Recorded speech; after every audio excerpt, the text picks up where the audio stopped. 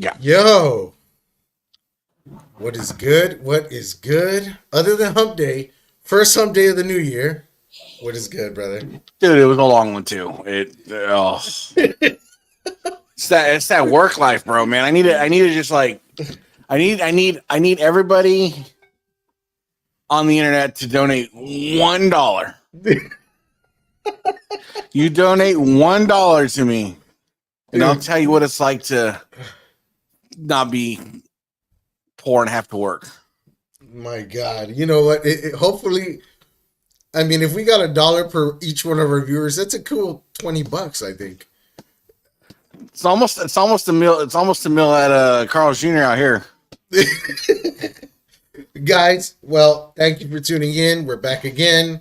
We're gonna do a little bit of a review, a year-in, review kind of thing. We didn't get to do it the other day. We got really into other stuff, like we always do. We're pretty random here, and we're minus Indian in the cupboard today. He had a few things going on, so he sends his love. He sends his love, and he just came in a little short today. Story of my life. First show joke of the year. Yep. For Mr. Tony Leonardo's our brother, man. He's probably watching right now. Right? You better. Guys. I'm not short. I'm 5'8". Well, I'm 5'9". That makes him shorter than me, so I can still crack at him. But first drink of the year, guys. Glad to be here with you. Got me some Cayman Jack, a little margarita mix. This stuff is not bad, let me tell you. Guys, God bless everybody. We made it. We're here. And a toast to everybody that is still around to do it. Here we go. Ooh, that's cold too. Woo! Hope everybody made it out of the New Year's. No dewies. No bad stuff happened. Let's make 2024 a bitch. Oh God! You know what? My buddy one of my coworkers happens to be a real tight friend over there at work. We all got our like tight little friends, I guess. But this guy rang in the new year by falling down a flight of stairs. He was so hungover. That his wife had to get him up off the couch. And as he was dragging him like a zombie all the way up to the room, she turns around to open the door and get him in. Well, the flight of stairs is right next to the entrance, you know what I mean? Because they're on the second level. She turned around, took her eye off of him for like 3 seconds. He starts walking backwards and starts tumbling down the stairs. You can't fault her, though. That's a shout out to a supportive wife. Shout out to all of us that have supportive wives, I'm sure if my wife was in that situation and was trying to get me in the doorway and I fell down, our door's right by the steps too. Ooh. So I couldn't fault her when I woke up from my coma. Wow. And I didn't even know this happened, but I saw him the next day at work. And I saw a little bruise around his neck, and I go, dude, what happened? Did you get in a New Year's fight? You guys got drunk or what? Nah, a little something happened. I was like, okay, I didn't think anything of it. And then today she posted it on TikTok. I'm surprised this thing doesn't go viral yet, man, but it was hilarious. That's awesome. And the thing is, they had some people over and they had just had cameras installed in their house. So they went back to the video. Hilarious, man. They caught it all on all kind of angles, from the bottom of the stairs to the top of the floor. Hilarious, man. What I want when I die. Get it caught on camera. Oh God. Look, I'm gonna be like that guy. Did you see that? It was a video a while back. It was like this old Irishman died, and they're at his funeral, and he pre-recorded something to say, and it starts off with him knocking on the casket door, and he's like, "Hey, it's dark in here." It's hilarious. I did see that. He did like a pre-recorded thing, a speaker, right? Yep. That was hilarious. You know, the family must have been busting at the seams on that one right there, man. Right. Busting at the seams. That was probably his personality, so they probably expected it. I mean, what are you gonna do? I have a show I seen today, pretty badass. And I had to binge through the whole thing. Me and my wife binged through the whole thing in the morning. I just couldn't let it off. I let off. Sometimes I look at shows that she's watching and I go, what are you watching? This is stupid. And I'll sit down and then like a tractor beam, I'm caught. I can't get away from the same thing she's watching. I have a guilty show like that. I'll tell you after. Go ahead. Oh man. So it's like 4 teams: Alpha, Bravo, Charlie, Delta, and they're all in Alaska. And it's really cold out there. It rains like 60% of the year or something, and they get like I don't know how many inches of rainfall and snow. And they put these teams of 4 out there, man. And it was crazy. I wasn't hooked in it so much to the end to see who was going to win the contest. What hooked me was the behavior of people, how they start changing up. Like, they got to the point where they went and like one guy set fire to his own camp so nobody can get his supplies. And then one guy swam across a lake that was like 30 degrees just to grab the other people's sleeping bags and steal them away so that nobody can use them. You know, I was like, damn, man, that's great. I was like, damn, just the nature of people, you know what I mean? How things change. I'm trying to find the exact quote because I don't want to mess it up. What's up, Mark? Big shout out to Mark Magger. What up, Mark? How's it going, brother? But I was the same way. So, like, my wife watched this show. Used to watch a show a long time ago. Still watches it. It's called Sister Wives. And at first, I'd look at it and be like, "What is she watching?" You know. And then, like, I started like pick up watch a half episode, and then fast forward, a year later, I'm sitting on the couch watching Sister Wives and talking to my wife like, "Can you believe this motherfucker and what he's saying?" Like, I'm just like, "Hey, it's good quality time." Hey, no judgment here. Good quality time. I gotta admit that these shows are getting good. They're getting good, man. One thing that I couldn't believe happened.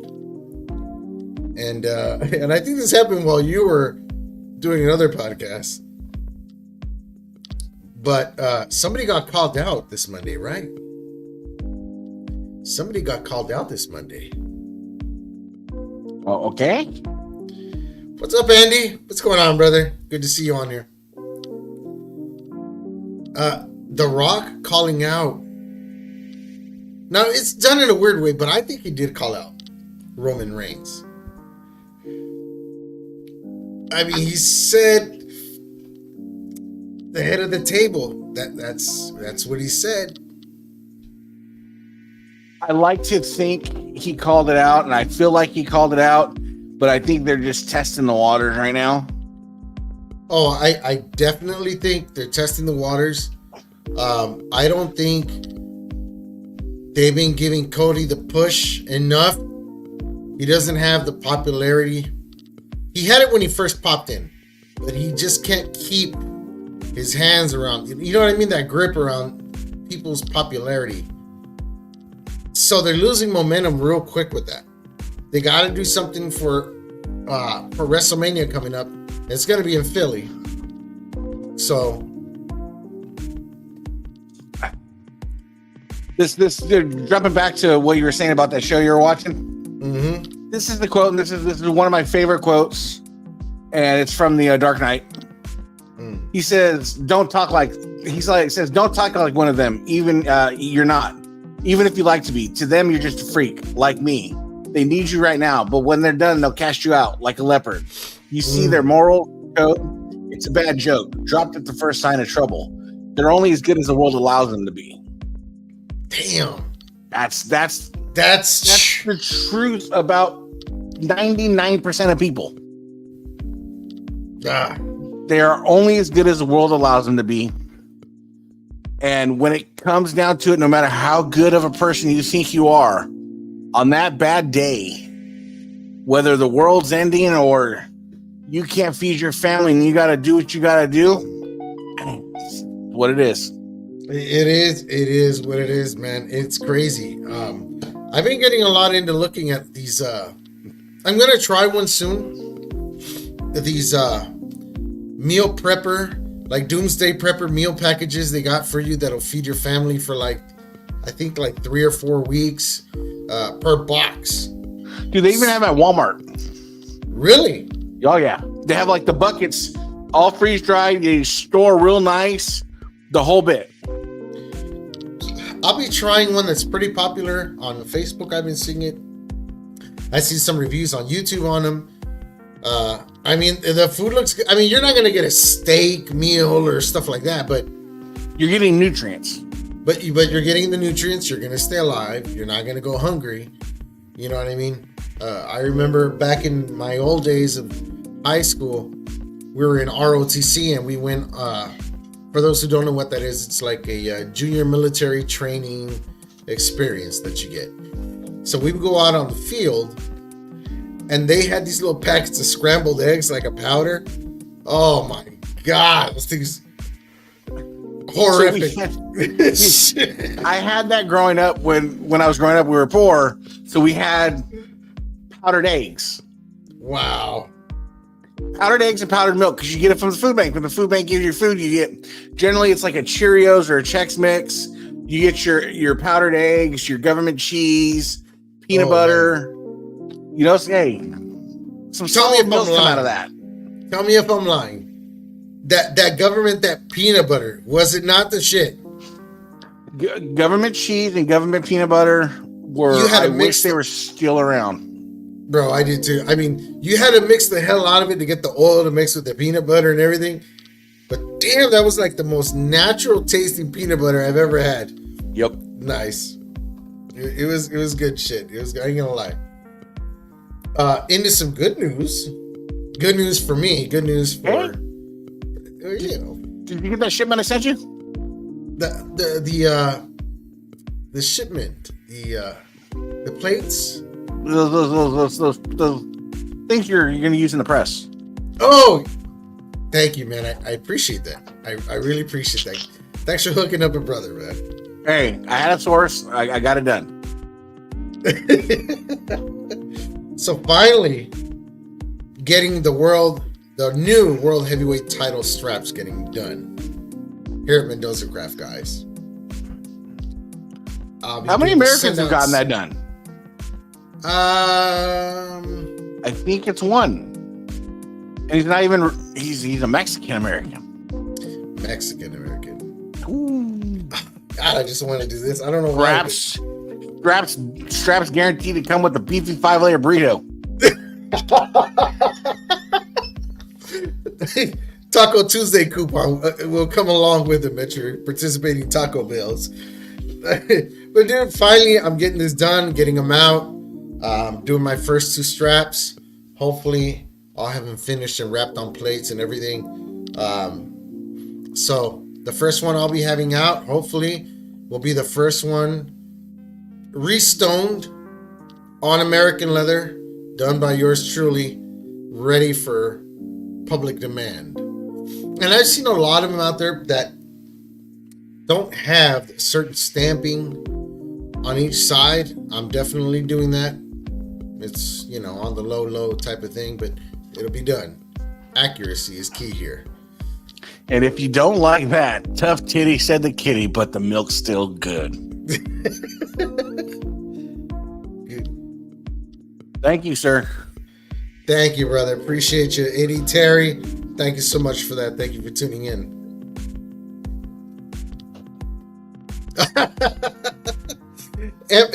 MREs, brother. I mean, what was the favorite one that you've ever had? Come on. I guarantee you, everybody had a favorite. He's either gonna say the pizza or that beef stew. But low key though, you get some Folgers coffee, you get a little expired M&Ms, you get a decent little package and a go. We were fortunate. We had Trail mix. We had a trail mix, and that everybody was fighting over that, the trail mix, and I mean we were slanging it. You know what I mean? We were trading it. I don't know if it was the one I had or the two I had, but the nacho cheese spread tasted like battery acid on your tongue. Damn, it was rough. Ooh, chili mac. So I watched this guy on YouTube. And they had the best little mini stove burners, right? Dude, those are rank. And they were hot as hell. They would get hot quick, man.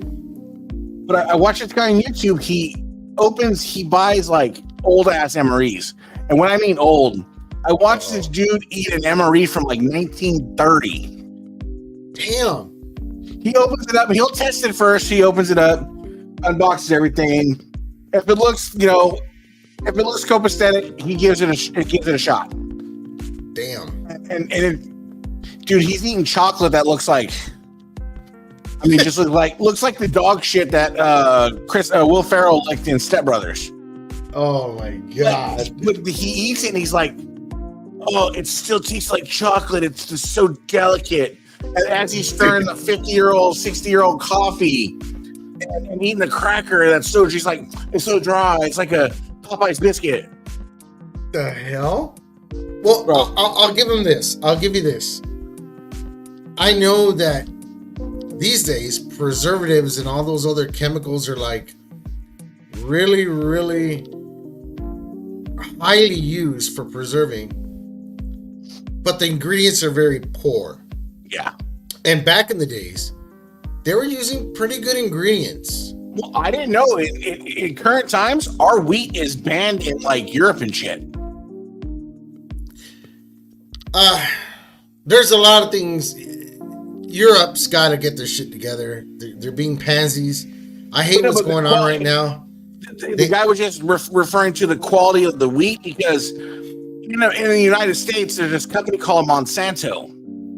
And Monsanto owns like 98% of all like seedling breeds. It's fucking crazy. And they do what they want them, and you have to get permission from them for a lot of like, if you want to grow it a certain way, if you want to farm it a certain way, you have to go through them, and it's fucking wild. But you get wheat from Europe, and it's just wheat that's ground into flour. Damn. Well, I don't know when, but at some point, without us knowing, we're going to start eating the stuff they're using nowadays for making tortillas, pancakes, all that stuff out of like ground up crickets, right? Yeah. I don't know when that takes effect, but they're going to start using it. There's like, you have really no choice. It's going to be like the number one source of protein made in that flour for baking and things like that. Like, I really want to buy like pounds of flour from Europe and just like have them shipped over here, so I can have like, because the wife can make like bread and shit like that, just to see. Because I got no desire to go to Europe. I want some of their fucking flour, just to see the flavor. Because like, to me, like, if you look at the way things taste, and some of it is kind of post COVID too. COVID was real weird to me. I got COVID 3 times. Shit. And the first time I got it was right before COVID actually hit. It was in February. COVID hit in March. And man, I was on my deathbed. I was just sweating. I couldn't fucking breathe. It was bad. It got so bad I was sick for about a week and a half. I told my wife, I'm like, yo, if I don't take a turn for the better tonight, I gotta go to the hospital. Luckily, fever ended up breaking, and I started feeling better, but it still took me another like week to. The second time I got COVID, I remember the coughing. Like, you don't notice it, but yeah, but you're not coughing now as much as you were before, like when we first started. It's tailing off. Yeah, but man, it's a long recovery road for sure. The second time I got it wasn't as bad. I was just a little sniffly. And the third time I got it wasn't bad. But since I've gotten COVID, I used to have allergies real bad. Hay and grass and springtime, I'm just swelled up, nose is running, just the whole bad. I've not had allergies once since I've had COVID. The hell? I can't taste pepper. You know what?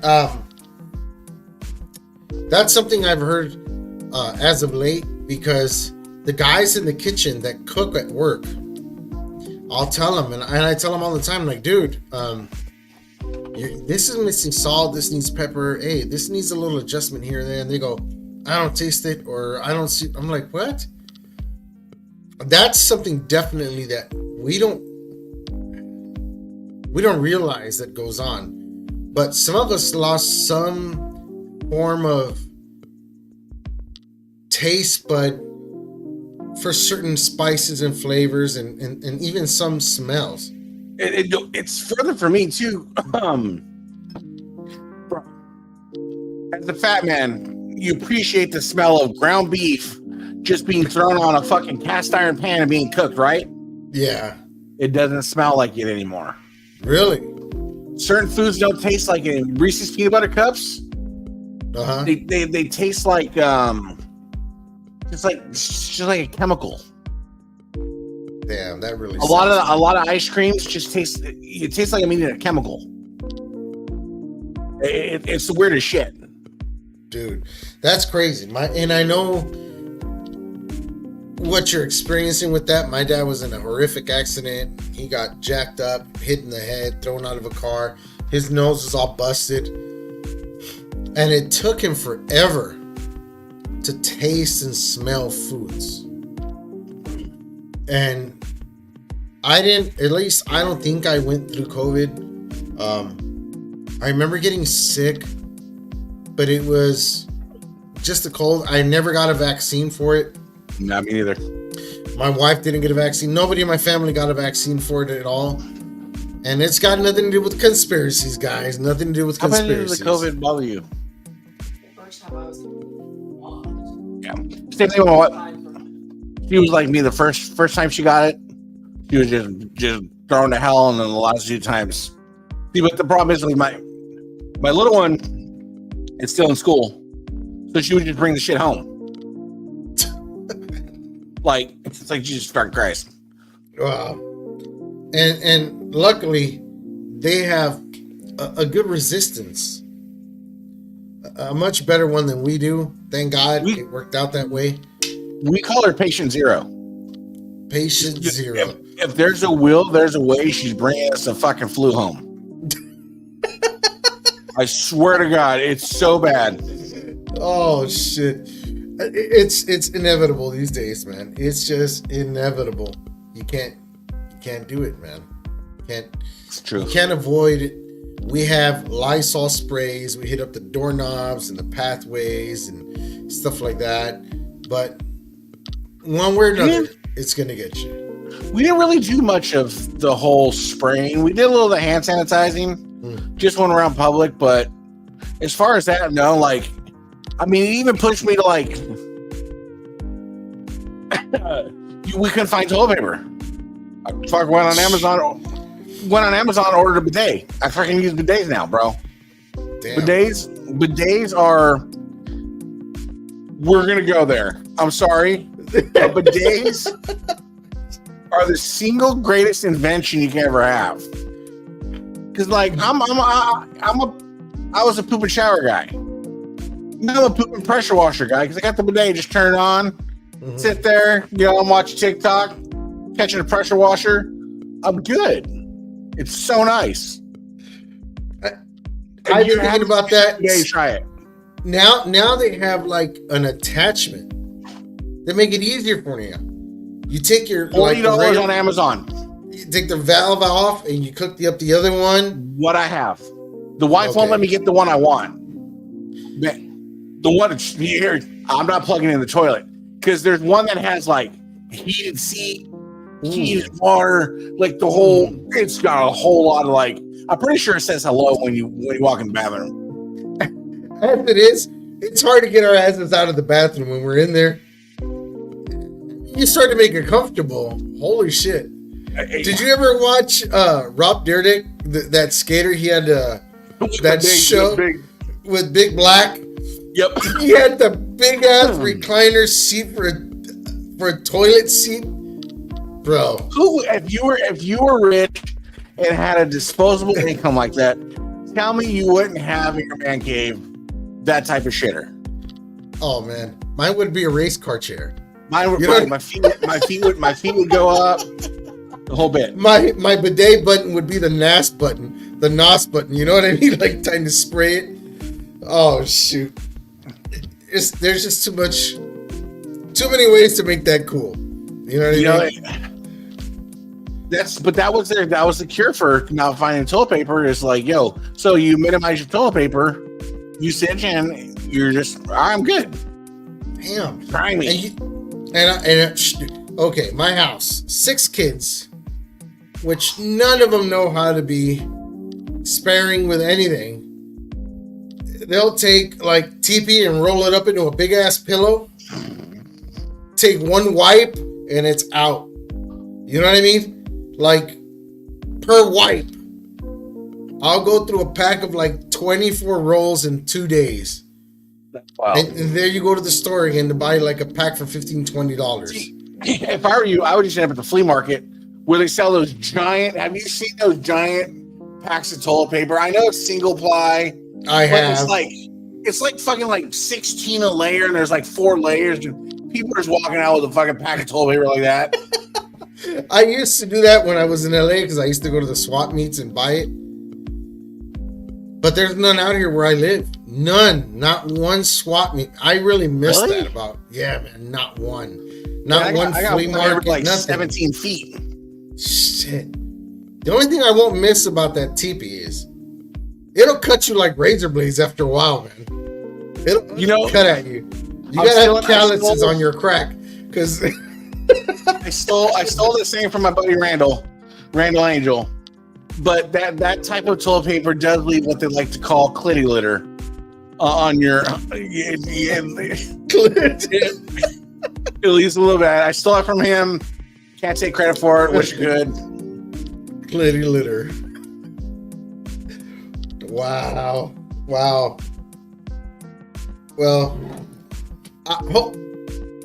I don't know.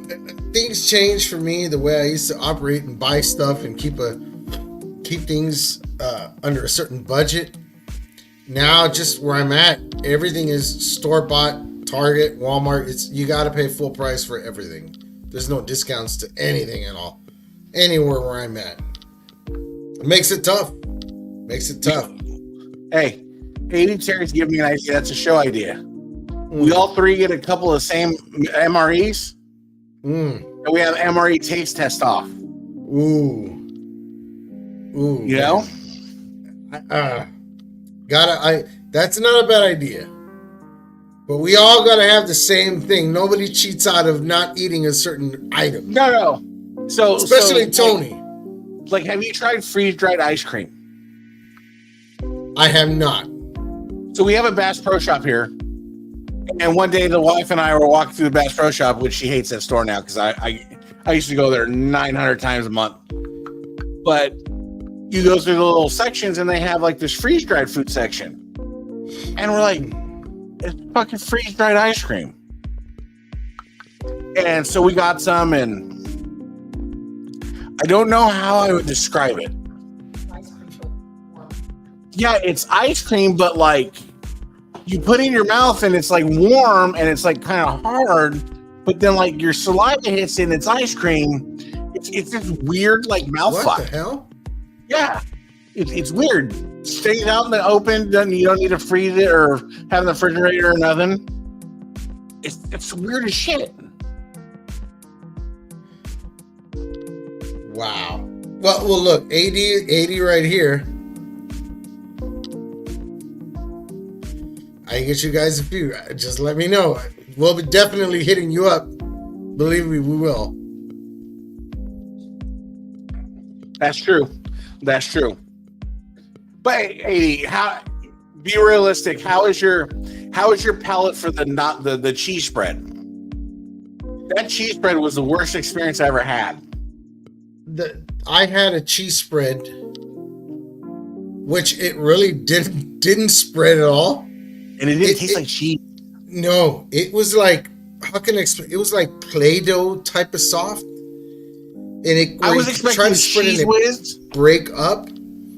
Yeah, I was expecting like cheese whiz flavor, and it was just like battery acid. The one I had didn't taste like that to me. It just tasted like if you wet cardboard, like damp. I don't know why. It's not like I've ever eaten damp cardboard, but it's just, I can only imagine like damp cardboard. My young eat cardboard. Like, I don't know. Well, used to. You eat cardboard, like it was the weirdest thing. Like we asked the doctor, like, "Yo, is this like,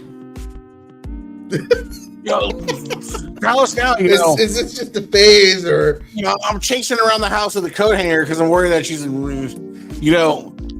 But the doctor's like, "No, it's normal. It's just her body craving something that she's getting from the cardboard." What the They're hell? like, it's fine as long as it's not a certain type of print. And we're like, are you for real? I'm dead ass serious. Like, are you for real? Like, is She this would where come you out think of- she's getting her fiber? Like, She would come out of the room. I'm not joking. It looked like somebody she was chilling. She was just like, Lizzie, what are you eating? oh man. That's true. I'm like, what are you eating? She's like, cardboard. Fail is barren. Yeah, I bet. I don't think, Terry, I don't think your guys' days were anything like the war in Vietnam. Because from what I've heard from vets and other people, and of course, Forrest Gump, they were having barbecues. There was a lot of barbecue steaks. There was a lot of barbecuing and a and lot ice cream.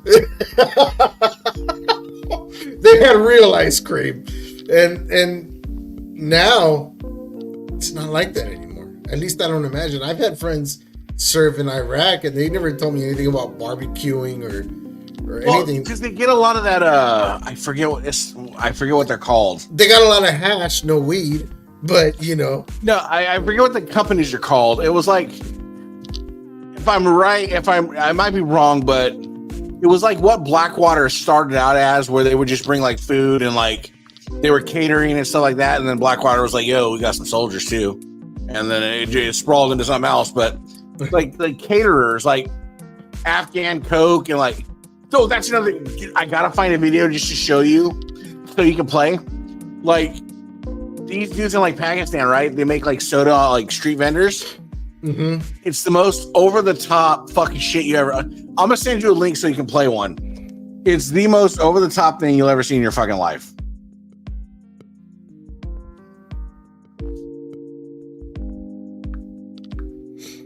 Holy crap. I sent you a video. I don't know if you guys saw it or not yet, but it was the God, what was it? It was some spooky video that I saw. I haven't watched it yet. Where did it go? I'm not sure if it's this one. I gotta check it out real quick. Oh my god, yes, this is the one. So let me see real quick, let me see if I could do it on here. The light is a little too bright on this. Let me turn it down. I gotta turn the brightness up on this. But most, I guess, if you're a Tesla owner, you know about this. Let me see. I don't know if that comes across good. Let me see. Nah, I got too bright of a light. But anyways, what the guy is doing. Can't share the screen on the computer? Oh, it's on TikTok. Huh? No, not that one. But the guy has a Tesla. Okay. The guy has a Tesla. What's up, Mercury? And not yet. You just came in just in time. Just read through the comments. You'll see what's going on. Happy New Year. But this guy has a Tesla. And I guess whenever you're using like the GPS on the Tesla and things like that, or whatever's part of the system of the car that detects when people are about to like cross in front of you, the car. Yeah, it shows a person's figure. Okay, shows a person's figure. Well, this guy is driving through a cemetery and he activates it, right, while he's going through the cemetery. And he starts getting spooked to hell because all of a sudden it starts showing people, the figures of people walking in the cemetery, and they disappear and they reappear in another spot, and then he appears in another one. But he starts freaking the hell out because as he's driving forward, one of them starts running towards his car to get in. But he can't see it. But for some reason, the sensors of the car can. I've seen that before. That is wild.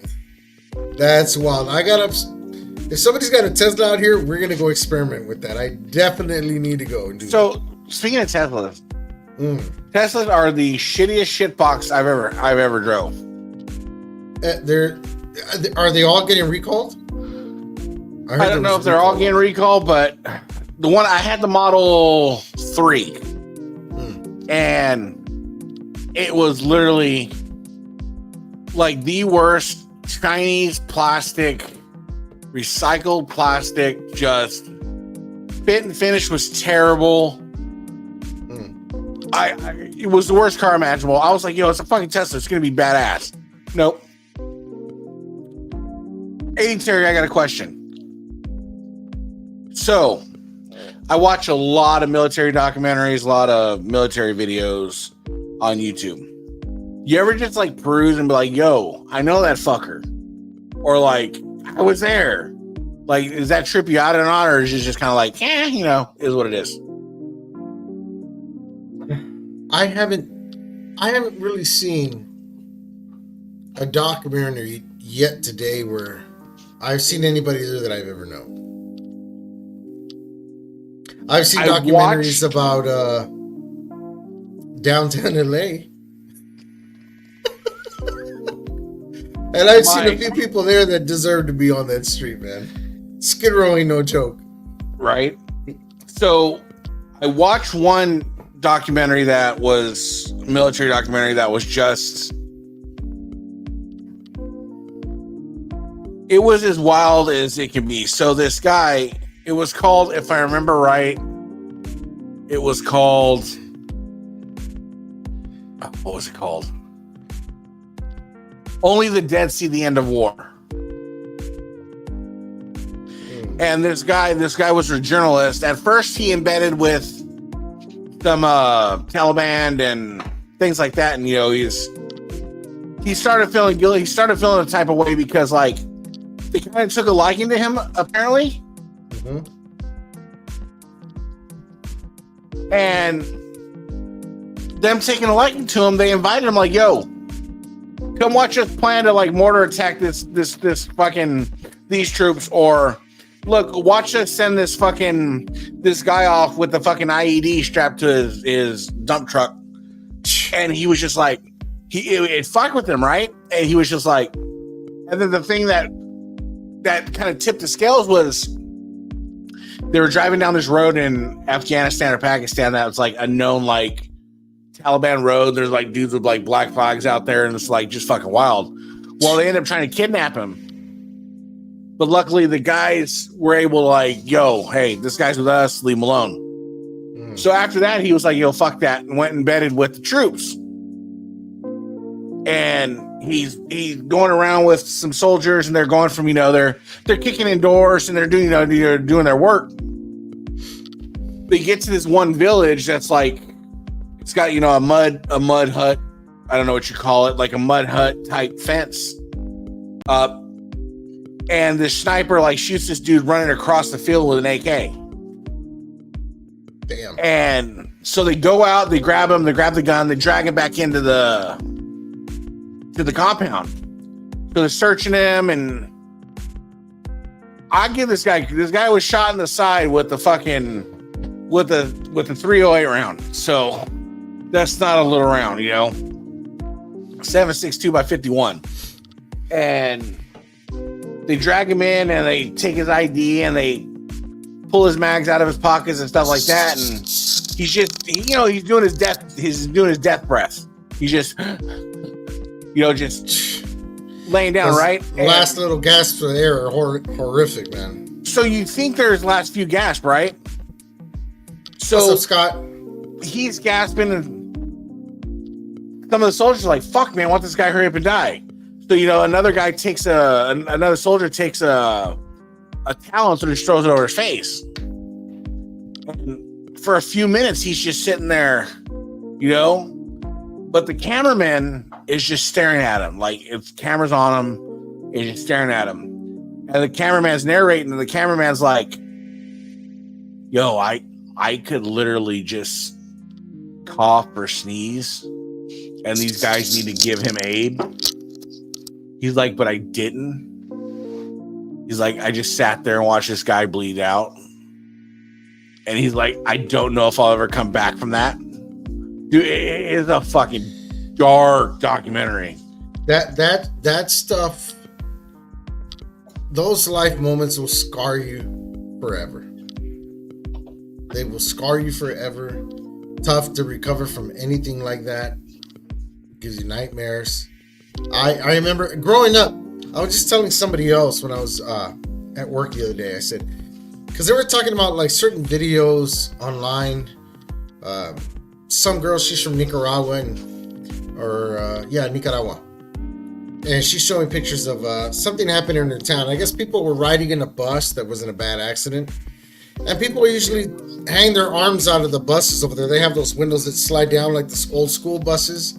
So they got their windows just hanging out. And I guess when they crashed, like truck to truck skimming by, all the arms flew off of people. They crashed, they flipped. So they were all kind of arms just laying around. And she was like, oh, I can't see that kind of stuff. And I looked at him. They said, how can you look at it and not even make a face? And I go, well, growing up in my generation, we had a little thing called Faces of Death. Face of Death, yeah. And I must have seen, I think maybe if there was probably 7 videos, I probably watched 6 or 7 of them, or 8 of them if there were 8. So it kind of made me numb to seeing a lot of things like that. So I have this weird, like what Scott's saying about PTSD trauma. Mm-hmm. I have this weird, I don't think half of the people, the common people that get diagnosed with PTSD actually have it. I think I froze. There's PTSD is real. I think there's trauma, but then there's like some other shit. Like, yeah. And I think that people nowadays run to doctors just for any little thing to get diagnosed, and doctors, I think, are so quick to just say, oh, okay, this is what you got, and get out of here and take these and this pills, and you know what I mean? Again, back to the subject of people getting soft. You know what I mean? Well, but I've had people tell me that, like, oh, your childhood was trauma. No, that was a childhood. That was just a childhood. I wouldn't change it because you know what? It made me raise my kids a certain way. So it's really a generationally a difference, even from us to our parents. But nowadays, you go to sport events for kids. They're playing basketball or baseball. All the kids got their water bottles, their Gatorade, sport drinks, and filtered this and that. And us, we had the local park water hose. Yep. Or the water hose, and everybody was filling up their jugs and drink. Which nowadays, like earlier today, I brought a mix to make horchata at home, and I was gonna make some, and my wife goes, "Oh, okay, let me." She goes, "You're gonna make it?" I said, "Yeah, I'm gonna make it." I said, "Here's this jug." It was like a 1.5 gallon jug, empty jug, and I go, "Fill this with water, and then I'll put it in there and I'll make the mix and make the horchata. And she goes, fill it where? I said, from the sink. I said, where else? She goes, oh, hell no, I'm not feeding the kids that. I go, what are you talking about? She was going to open a brand new pack of water bottles, open them one by one, and fill. I was like, why are you acting like you didn't grow up drinking out of a water hose? That goes back to that saying. Was it? Tough men create soft times create soft men create tough times. Yeah. We're in that cycle, but like, yo, we had water hoses and like, my house is not a participation trophy house. No, you're not gonna get told good job for just the sake of being a good job. Like my wife's, me and my wife, like on that. My oldest paints really well. I mean, she's a fucking phenomenal painter, man. I wish she would do more with it than she's doing right now, but she's a teenager. She's having her fun. So I'm trying to be sensible. But as far as painting goes, man, she's a phenomenal fucking painter. But when she was littler, you know, she'd bring paint and be like, oh, that's good. Keep working. Yeah. And sometimes my kids will come up to me and show me something they were drawing. And my wife will look at me and I would go look at it and go, looks good. And I'd hand it right back to them. And she would tell me, hey, he's feeling really bad because he said he didn't even put it away or whatever and things like that. And I was like, okay, I'm not going to tell him he did a fantastic job at everything he does. You know, the kids got to grow up and learn to take constructive criticism of things and improve. Yeah. So whenever my kids draw something, I'll go, oh, dude, that looks good. But you know what? You missed these areas. You could have done this. And what's up with this? Why is his leg bigger on this side than this side? You know what I mean? And then they go, I don't know. Oh, okay, I'll go make another one. Okay. And that's like the attitude they should have. You know what I mean? Yep. And that's what we do. Is just that's how we do it. But for me, like, hats off to guys like Randall Angel and AD Terry and stuff like that, because they're dudes that, like, I know some guys like it's my job, it's just a job, you know, but no, I have a fucking job. Like, my job sucks. I work blue collar bullshit ass work. You had a calling at some point in your life. You had a calling, that's what you want to do, and you stuck to it, and that's fucking commendable, because it allowed us the freedoms to come on here and be like, yo, what's up, bitches? For sure, man. But on the flip side, I don't take it for granted either. Like, me and Randall have had these talks before, and Randall's one of those guys like this. He's like, I judge people like, there's guys I drink with, and there's guys I have a firefight with. And like I was like, yo, you say the word, bro, I'll go grab a gun. I'm not that dude. Like, I'm not that dude. I'm not gonna box. I'm not gonna pretend like I'm a boxer. I'm a fucking world-renowned fighter, bro. We'll just get it done. Scott says, be honest with your kids. They learn it who they will be. True that. And I'm definitely changing how my kids are gonna look into how they make their living. And I think I mentioned this before in like private chats between us guys, where my wife says she feels bad sometimes. She goes, man, you haven't taught any of the kids to play drums or be a musician or do this type of work or work on cars and this and that. And I go, and I'm not gonna do it. They need to hit those books. They need to make careers for themselves. I'm all for like kids knowing things, but they're too young in a stage. And I think that's what happened with me. I was in a stage when I was way too young. Like, I would come home from elementary school or junior high to help out my dad work. So your mind doesn't focus on the books anymore or a career. Oh, no. You start getting happy with, you work a few days with your dad and he gives you $100 on the weekend and you go, holy crap. And you're a kid. That's something like, I got money. You know what I mean? Why do I need school now? I'm making money already. You know? So I don't want my kids to feel that it's that easy. They need to take a change. What we did was, like, my oldest is 19 now. She's working. She's good, doing online school right now. But she's working. She's doing online school. She's having her fun. I'm giving her space to have some fun, and you know, be a kid also. But I badgered her a little bit when she was younger, and I'll start it again pretty soon. That with her talent, and I'm one of those realistic people. What up, Platinum? Happy New Year's, brother. What's up, Platinum? I'm one of those Happy people New with Year's to you too, brother. I'm not gonna sugarcoat it and be like, yo, you could really make some money on that. And she can't. She has an opportunity to do something where her talents can carry her into not having to maybe grind the way we have to grind. She's too young to comprehend it right now. She just thinks, oh, dad's just being nice. Dad's just whatever. Yeah.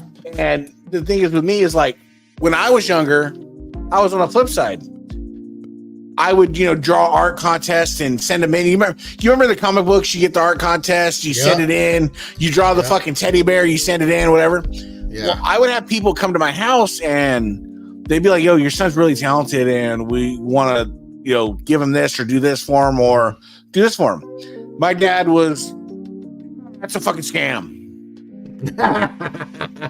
I know exactly what that is, brother. Believe me. So after a while, like, that was my dream, is I wanted to be a comic book artist, and I would spend god awful hours like drawing, and I got really good at it at one point. Now, like, I don't draw at all. I keep trying to mold myself into getting back into drawing, but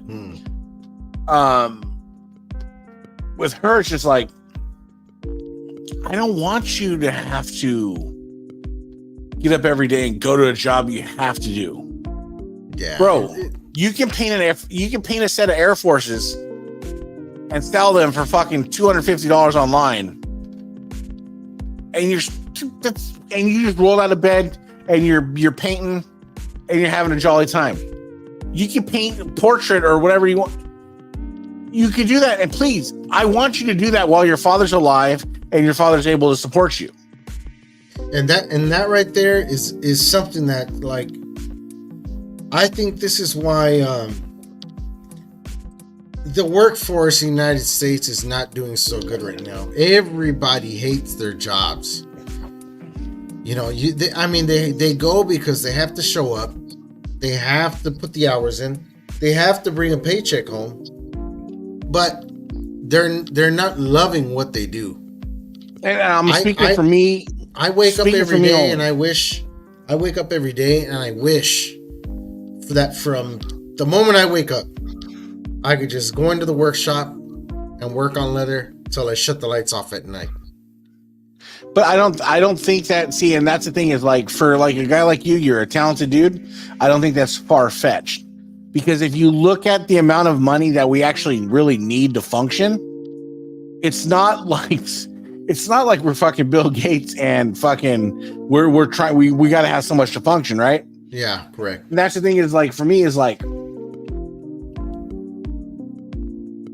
when I started this job, I was a dumb 20-year-old kid that was about to be a father, getting Noah's ass from the hole in the ground.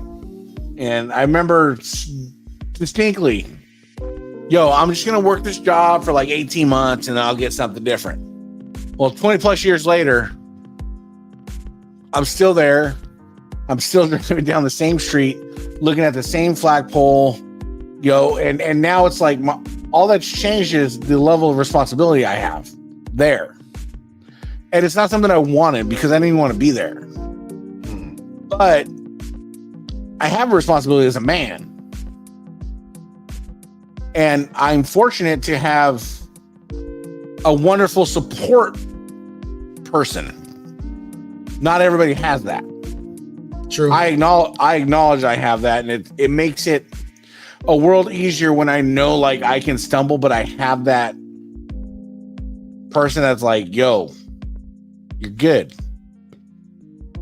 Just chill. Stop being a dummy, or get out of your head, or whatever needs to be said at that time. Yeah. So for me, like I look at like what you do, I don't think you're far off from being able to be like, fucking Mendoza Leather supports my fucking family.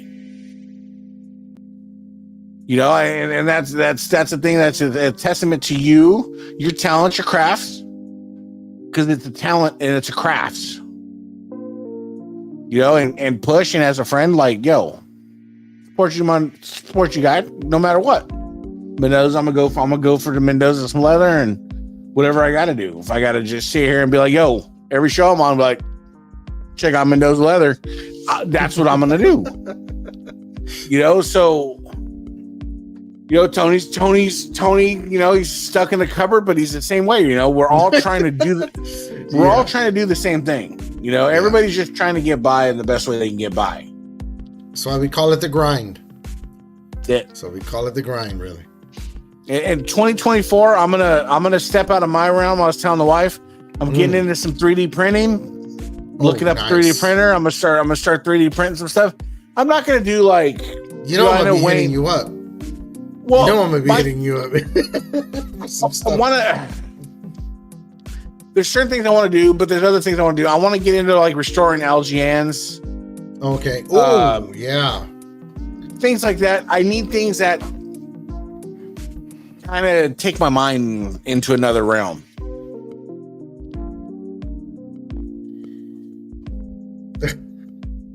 Tony. It was a little short notice for him. He came up a little short tonight, and you know we're trying to carry the team without him. But what, Platinum? Leaving the country? Don't tell me you're going to Canada. Wow. After what I've seen on TV and like a few of these things, go to Alaska. So I have this weird thing. I live in an apartment, you know, I know you get the, wow. I hope that's something you want to do. And I hope it comes out for you. Wow. Dude, a lot of rich people are moving to Asia. For some reason, you know, all these rich people are building bunkers and moving to Asia. I don't blame them. They know something we don't know. They definitely know something we don't know. The American dollar is hitting record lows. Countries are starting to drop the system, and the bidding wars have started as far as where they're buying products from, where they're getting shipments from. They don't really need. They're being a lot more self-reliant. They won't need the United States like they used to before. Yeah. See, and I'm one of those people, like, I live in an apartment. It's not the fucking Taj Mahal. I know other people, you know, they live in houses and they're, you know, 5,000 square foot. That's not me. Like, me and the wife, we've talked about it. Like, we're on the other side of raising kids and being adults, and you know, doing those things that we had to do to make sure that the kids were grown. You know, I got a 19-year-old and another one's going into high school. That's the truth, bro. That is true. That is true. I mean, if you're working for an American company and they're paying you in US dollars, and man, then it goes hella far for reals. But I am gonna really try it this year. Really gotta try going to Pakistan this year. It's one of the things on the list. I will follow you to Pakistan because all I want to do, I spend more hours than you have no idea watching videos of these Pakistanis, whether it's at metal refineries, plastic refineries, casting places. Like, it's such a fascinating thing for me to watch those dudes in the primitive way they do it, crank out some phenomenal. And I've used sewing machines a good part of my life, and I watched these guys tear these things down. Don't you know that, Steven? Come on, Steven. You know Mendoza cranking out some shit.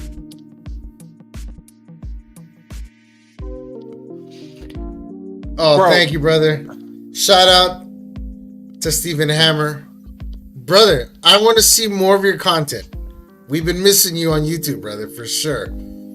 I'm telling you, bro, I will find where they're making belts and go just watch them make belts. Like, that's the thing is, no, it's like, so there's this dirt. I saw the same one. That's the one I'm talking about. That's the one. So I'm not even joking. They take their sand, their beach sand, and then they mix it with this sugar molasses. And that's how they sand cast something. But they mix it up, and dude, the sand is so satisfying to like touch and feel and like roll in your hand. It's dumb. But watching these guys, like I watched one the other day, they cast brake drums. They cast crankshafts for cars.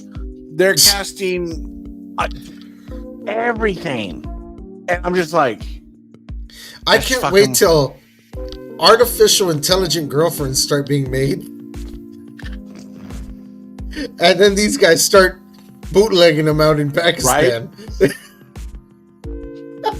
It's Bob's and Vagine, bro. Bob's and Vagine. Oh man. But I thoroughly love watching those videos, man. These dudes take nothing and make everything. No, the boss would finally come home to Classic Shields. It'd be like, you know.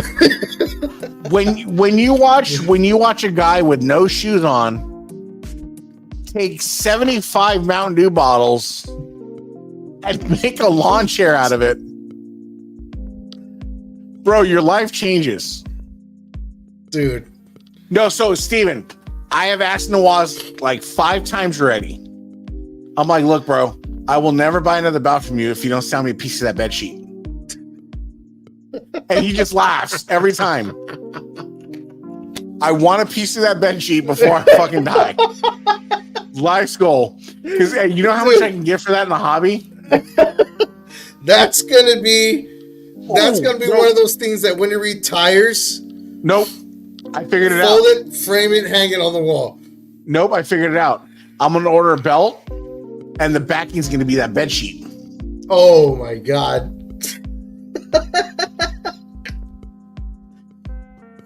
I'm telling you, I gotta get a piece of that, Steven. Oh my god, that's hilarious, man. That is so famous now. That damn bed sheet is. He's used it so many times. And he's used it so much that even when they give you an update to a belt he's working on for you, people go like, I don't know, he sent me somebody else's update pictures because it's the same picture I saw like 2 weeks ago. I've had friends send me pictures. I've had friends send me pictures of belts and be like, dude, check out my plates. They're fucking, the plates are done going to leather. I'm like, bro, it's a nice Nawaz belt. How'd you know it's Nawaz? I just know, bro. I just know. Oh man. Dude, I'm telling you, that's I'm sorry, Classic Shields. I love you, Classic Shields. But that's where you've been beat. There is no more iconic piece of furniture or clothing in this hobby than that Nawaz sheet. Than that sheet. No lie. How he's kept it for so long, who knows, man? Who knows? Oh, if that sheet could tell a story. All these workers were conceived on that bed sheet, man. Right? All his assistants. Oh my god. Well, guys, we're just a little over the hour here. I think I'm gonna call it a night. Well, you should. You got some stamping to do. I got some. You ain't lying. I'm actually literally, as soon as I stop, gotta get up and go over there and put in some work right now. That new There you world go, brother. heavyweight title, you would think just because the whole thing is really a stamp, 90% of the work is done, and it's not. There's a lot of beveling that I have to go and do right now. And then I have to punch all the holes. I have to do stitching and backing and burnishing and dyeing and sealing, and it's tons of work, man. Oh, God. But remember, if you do want one of these belts, contact Mendoza Crafts.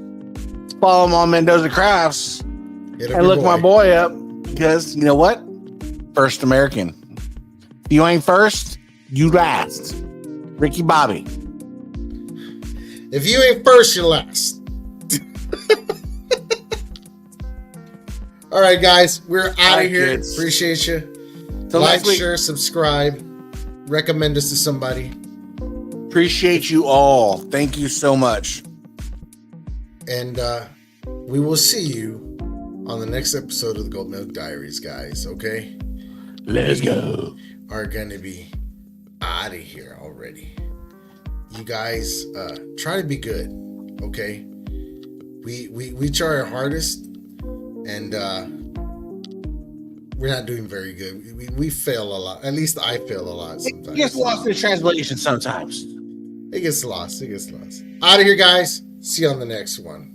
Peace. Peace.